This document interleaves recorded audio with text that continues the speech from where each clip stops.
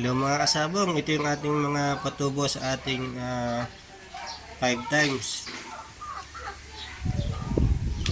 15 ito, kaso medyo minalas tayo.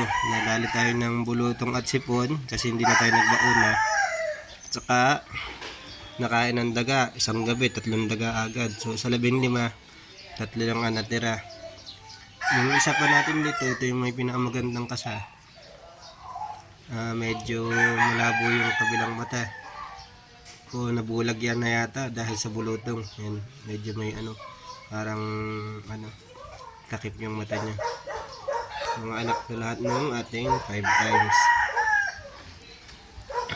So magkakaiba lang ng inahin. Galing ito ay yung inahin itong mga dilaw. Galing sa record ng katigbak na lahi. Ayan, tapos itong item, sarili natin to, JB's Black to.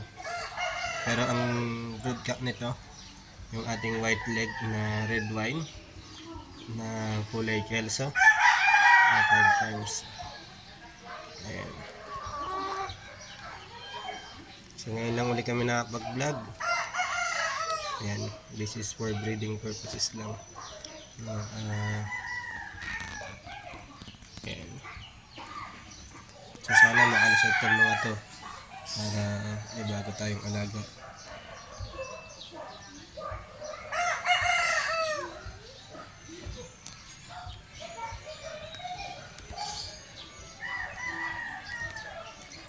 Ngayon lang, kita-kits sa sunod na video. Ngayon lang ulit kami nakapag-video kasi busy sa buhay.